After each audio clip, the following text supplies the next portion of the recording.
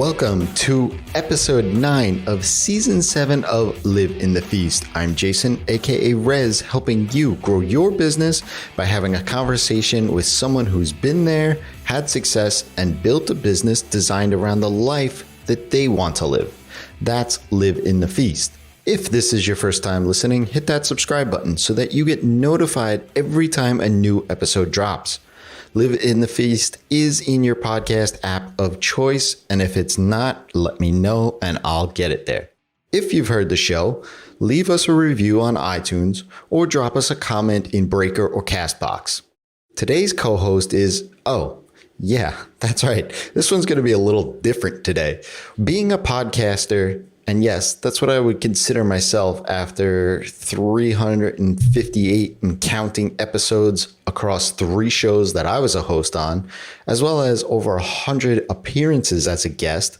I've been asked on many occasions, why podcasting?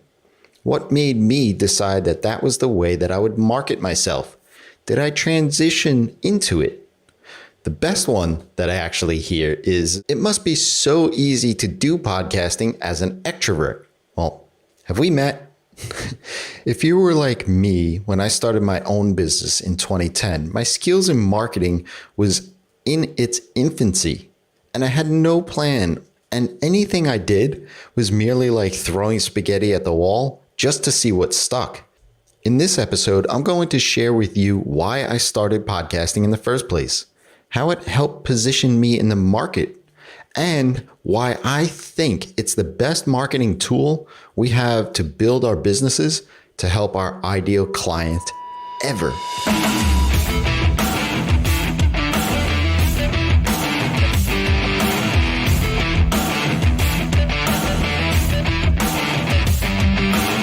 Like I shared in the intro, when I started my business, my marketing skills were nothing. I mean, let's be honest, I'm still learning each and every day how to not just be a better marketer, but be the best one to serve the people I can help the most.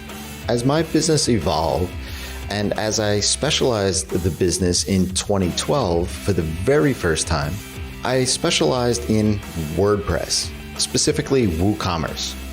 And I teamed up with another developer and created a podcast called WP Dev Table. Yes, you can go back and check it out and listen, but we stopped at episode 19.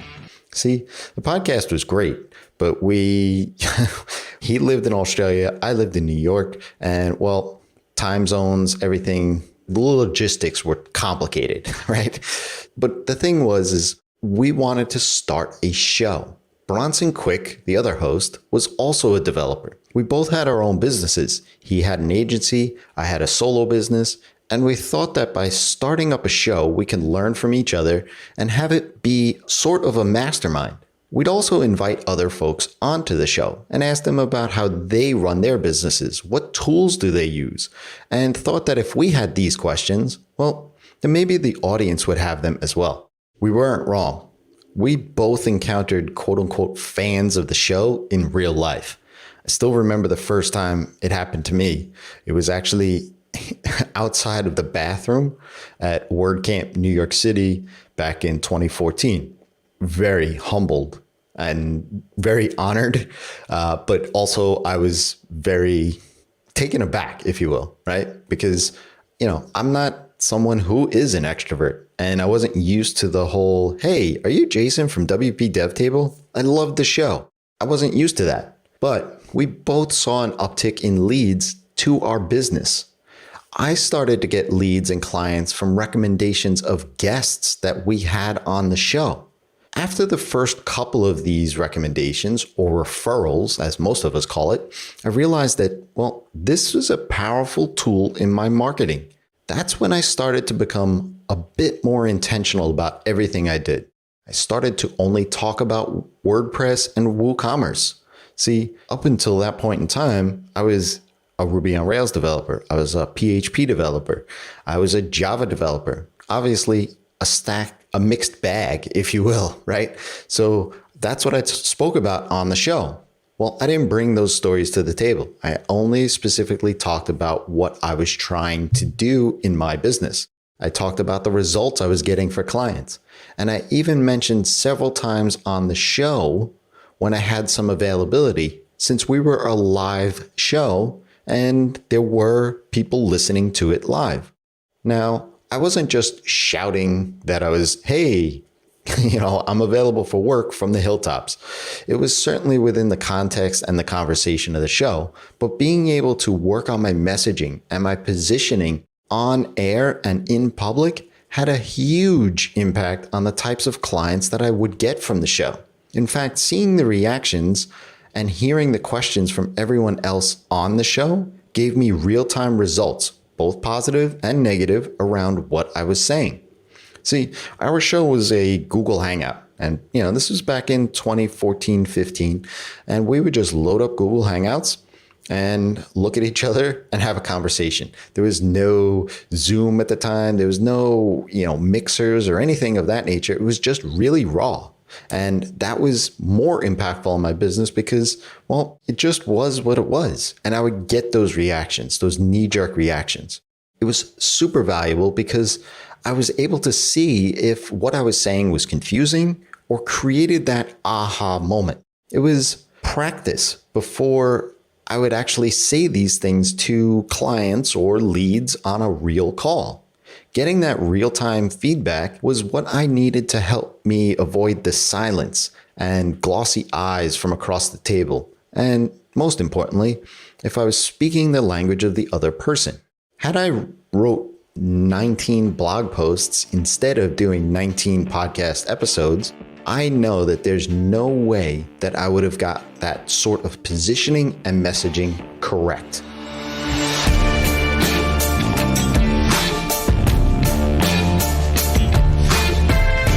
Podcasting isn't for you. I get it. It's not for everyone. But that doesn't mean you can't get real-time feedback on your messaging and, most importantly, your positioning so that you could gain more confidence and close more deals.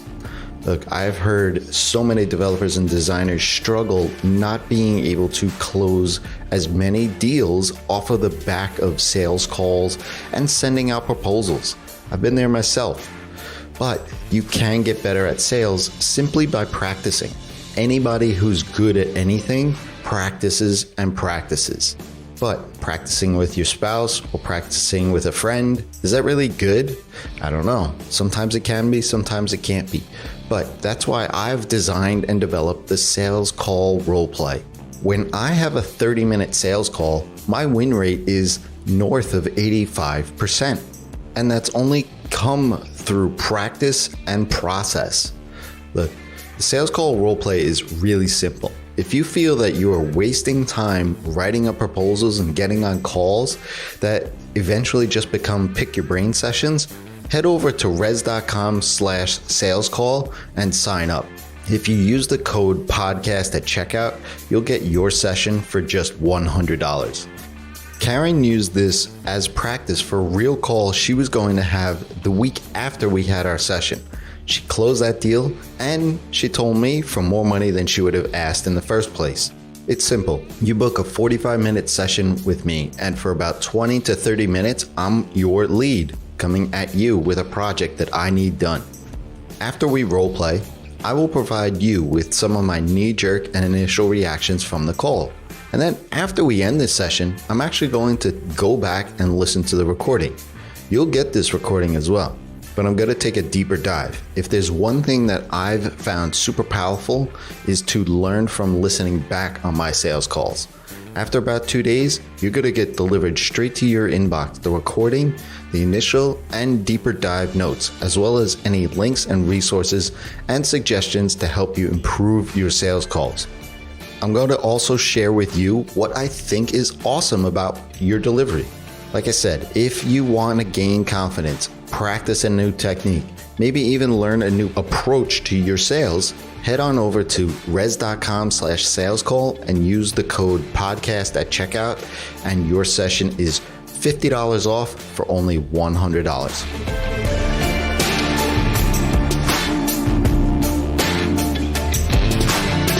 Since the guests were also technical and already in the space I was sort of trying to plant my flag in, I realized the power of the relationships that were built from meeting them on the show. It's where I met amazing folks that I still talk with today, like Brent Shepard, Matt Medeiros, Tom McFarlane, Mike Kelly, Josh Pollock, Zach Gordon, and of course my two co-hosts, Tom and Bronson. There became this bit of a referral network that became of it, right? As they would get leads into their businesses that were a great fit for me, or vice versa. We would actually send referrals between each other. We became better businesses. And we became better businesses because leads from those relationships were of a higher quality. And we became connectors and solution providers to people that were entering into our businesses. I would get numerous leads calling me the WooCommerce guy, right? I mean, the WooCommerce guy? Are you serious? I mean, you can't buy marketing like that, right? See, in the green room before and after the recordings of each of the shows, we'd have conversations about the types of projects we enjoyed working on, as well as the types of clients too. Hearing their experiences, both good and bad, and the reasons why they worked with certain types of people helped me decide on my own types of clients and get insights into things that I hadn't yet experienced. See, in those moments, I was actually crafting my ideal client, right? And so in hearing the types of great and not so great clients that the guests, as well as the other co-hosts who were having, well, I was able to then go ahead and build my own. Look, I get it. Creating a podcast is a lot of work, and it's not for everyone, but so is building and running a sustainable business. As Tom Hanks said in one of my favorite movies, A League of Their Own, if it wasn't hard, everyone would do it. It's the hard that makes it great. In my opinion, podcasting is the most powerful marketing tool we have for our businesses today. Podcasting has accelerated a few marketing aspects for me that would have never happened otherwise. It built a network of peers and friends. It allowed positioning of what my business was, and it also helped shape my ideal client. No matter what anyone says, 19 blog posts, 19 tweets, 19 shares on Facebook, 19 articles on LinkedIn, 19 stories on Instagram, 19 whatever they want to call it on TikTok would have done what those 19 episodes have done for my business and creating the ideal client for me. My friend Troy Dean once told me, and I think he learned it from a friend of his, was to become an expert in any space, you need to have the top experts in that space talk about you. Is there any other better way to do that than invite experts onto your podcast and then have them share it once it's published? I think not. Am I suggesting you go out and start a podcast? Absolutely. But if not, I hope that this somewhat helped you to be inspired to be intentional about the things you are doing and the opportunities there are in order to grow your business. 19 episodes of an irregularly scheduled, loosely defined roundtable discussion with other WordPress folks was the marketing foundation that allowed me to be saying this to you today. It's also allowed me to see the power of the core pillars that drives leads into my business every single day. So do you start a podcast? My vote is yes. And when you start it up and you need a guest for episode 5 of your show, leave me a comment in iTunes and I'd be happy to join you. If you already have a show and would like a guest, well, do the same. Leave me a comment in iTunes, Breaker, or Castbox, and let's do it. I'm always up for a great conversation. If you enjoyed today's episode, I know I could speak for myself by saying that I would love to hear the one takeaway that you got from this episode. See, this episode was actually started as an email to my list. If you'd love to hop onto that, that would be awesome. If you're not already there, you could just go to res.com/first. And I got such a positive experience from the replies, the feedback, and everything from that email. So I would love to hear what your one takeaway from this episode is. It's super simple. In the podcast app of your choice, presumably it's this one you're listening to right now, drop in a comment or a review, or go ahead and share it in a tweet and tag me at Res. Don't forget to hit that subscribe button as well so that you be the first to listen in next week when we'll be back with Michelle Ronson. Michelle is a UX UI researcher. She's super passionate about what she does, and she comes to this episode bringing so much knowledge, so much insight in how to best ask questions. Until then, it's your time to live in the feast.